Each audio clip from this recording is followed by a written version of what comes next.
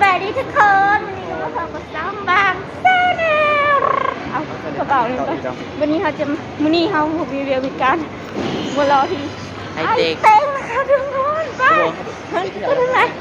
อะไรขึ้นดีปะเธอไม่นี่ค่ะทุกคนเราจะไปที่รีบสวัสดีอะไรไปขึ้นดีเขาจะไปบอกคุณซันที่ฮะไปค่ะทุกคนฟ้านั่งก่อนจะดูวิวเนาะอะไรค่ะวิวของโอ้โหสวยมากนางรถชิลสวยอ่ะวิวทางนอกว้าวติดมันเป็นเยอะเยอะ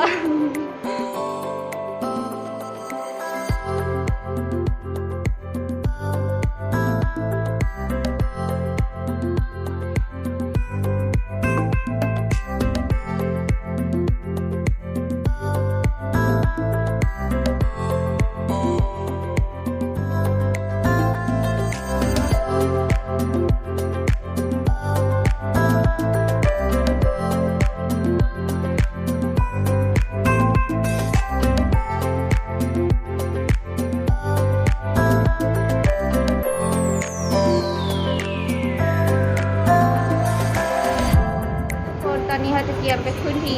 ซันที่5ไปได้ไปยังขึ้นลิฟต์ไหมขึ้นลิฟต์ไหมขึ้นลิฟต์กดลิฟต์ฉันไม่เคยกดลิฟต์ทำยังไงอ่ะกดลิฟต์อะไรอ่ะนี่คือไปหยาบอะไรเกิดเอาหัวกดลิฟต์ไม่มาทุกคนมูกดลิฟต์ต้องไปขึ้นคาไรสเลอร์ให้มือสไลเดอร์ว่าเป็นคาไรเลื่อนนะคะตอนนี้เขาจะขึ้นไปชั้นที่5นะฉันอยากคุณเลยนะขึ้นคาไรนี่เลย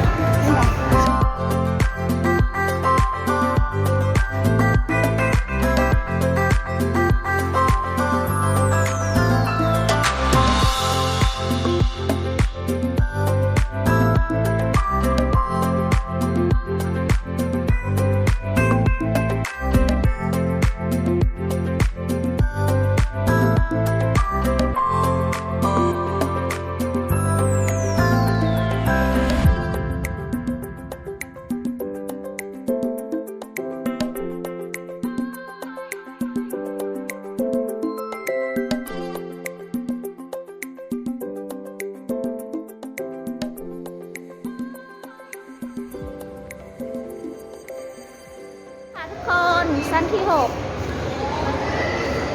เขาจะมาห่อที่ชั้นที่6นี่ไปทางไหนนึง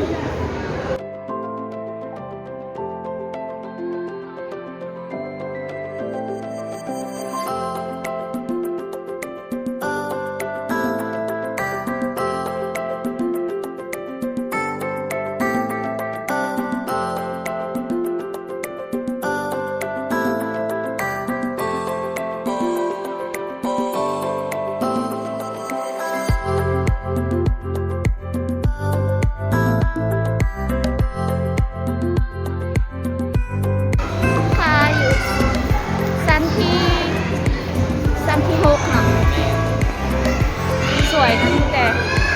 ต้องดิ้นเล็กหน่อยเราจะดิ้นไม่กันไหมอ้าวเขาจะขึ้นลิฟต์อยู่ใช่ไหมคุยเนี่ยไปครับไปขึ้นลิฟต์ถูกกดลิฟต์ถูกกดลิฟต์ดิทุกคนเรากำลังจะขึ้นสั้นที่7นะสั้นที่6นะตอนนั้นลิ้นมีเครื่องกำลังกาย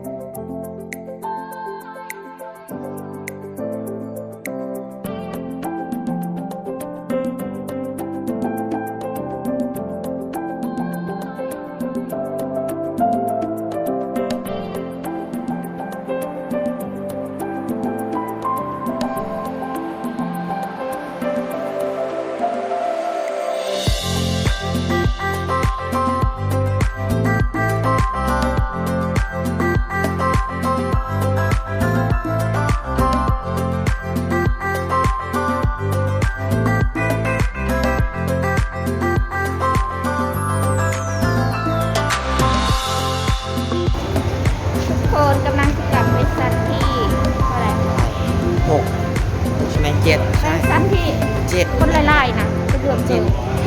เฮ้ยฉันกลัวเธอลงอะไรเลื่อนนะเธอ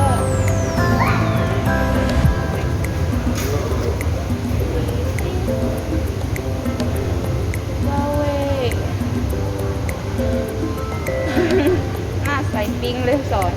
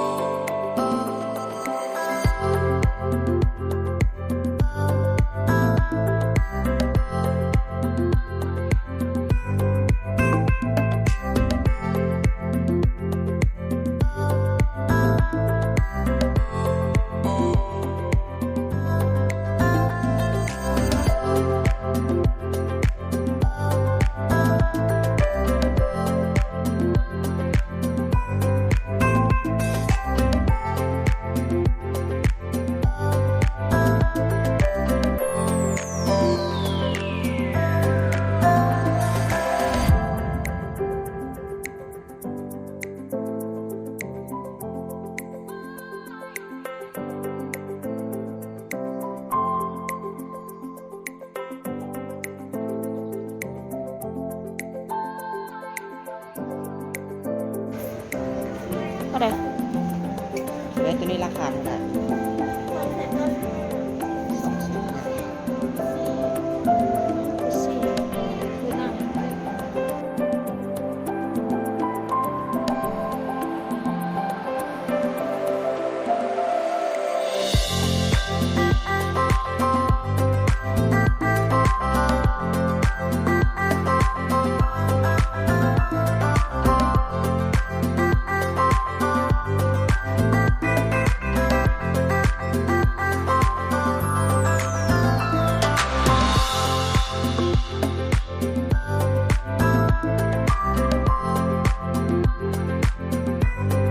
คนไม่ได้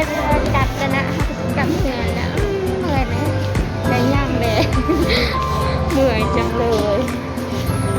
ได้ทุกคนในเวลากลับห้องพักผ่อนแล้ว